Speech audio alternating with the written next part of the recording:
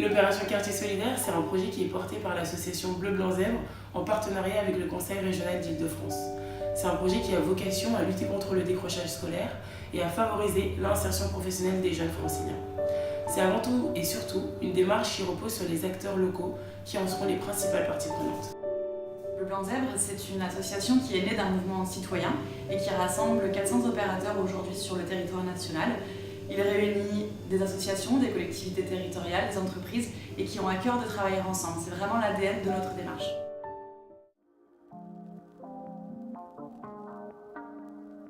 Philippe Riot, maire de Grigny. Grigny, merveilleuse ville, 30 000 merveilleux habitants, située dans l'Essonne. Son atout, une jeunesse débordant d'énergie. Sa faiblesse à canaliser, construire cette belle jeunesse qui ne demande qu'à participer à l'avenir de notre pays comme des citoyens à part entière. Grigny en 3 mots. Jeunesse, résistance, innovation.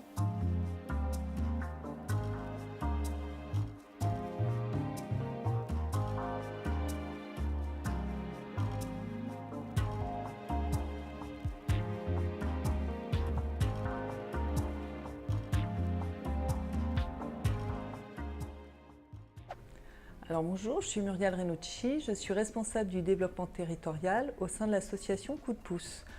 L'association Coup de pouce, nous sommes une association complémentaire de l'éducation nationale. Nous intervenons auprès de 250 villes partenaires et nous suivons à peu près 10 000 enfants sur l'ensemble du territoire. Nos actions ciblent essentiellement les enfants d'âge scolaire entre 5 et 9 ans. Notre objectif étant de lutter contre le décrochage scolaire et donc nous accompagnons tout au long de l'année scolaire un groupe d'enfants et leurs parents également pour leur permettre de réussir leur scolarité. Alors je m'appelle Bougoutaïa Fatna, je suis médiatrice socioculturelle à l'association Sauto les Toits du Monde. L'association Sauto les Toits du Monde existe depuis maintenant une quinzaine d'années sur le territoire de Grigny-la-Grande-Borne. Les 4 axes de l'association sont les ateliers sociolinguistiques, la parentalité, le soutien scolaire avec du CLAS, du soutien au numérique et à l'informatique, dont un poids relais CAF justement pour aider les familles qui sont en difficulté au niveau du numérique.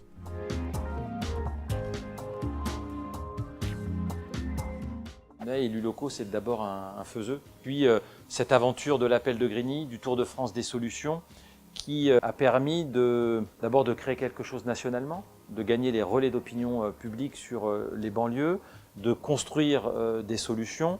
Et donc travailler avec les ZEP, c'est naturel après cette belle aventure. La volonté de concrétiser cette belle étape, de passer à une autre étape, parce qu'il faut passer à une autre étape, celle de la construction, de l'intervention après la recherche de solutions, après les synergies. Les zèbres, belle rencontre, restez comme vous êtes, indomptables et gardez la même énergie. Nous on en a besoin parce que vous nous bousculez et en fait le pire pour un élu c'est pas être bousculé. Ce que j'aime en Bleu Blanc Zèbre, c'est qu'ils mettent les petits acteurs en lumière. Sur le terrain, sur le territoire, il y a vraiment des gens qui travaillent sur le territoire. Et c'est ces gens-là qu'il faut mettre en lumière.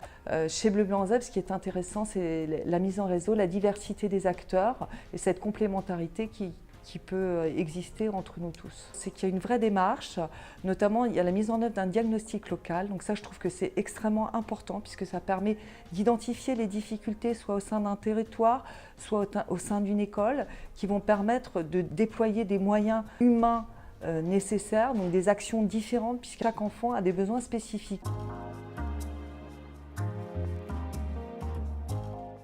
Sur 10 000 enfants que l'on accompagne tout au long de l'année scolaire, ce qu'on constate, c'est que 80% d'entre eux sortent de la zone dangereuse. C'est-à-dire qu'ils sont en capacité de suivre correctement l'école. À Grigny, nous sommes présents donc, depuis 2007, donc plus de 12 ans, et nous suivons actuellement 20 enfants. La difficulté, c'est qu'il y a de vrais besoins.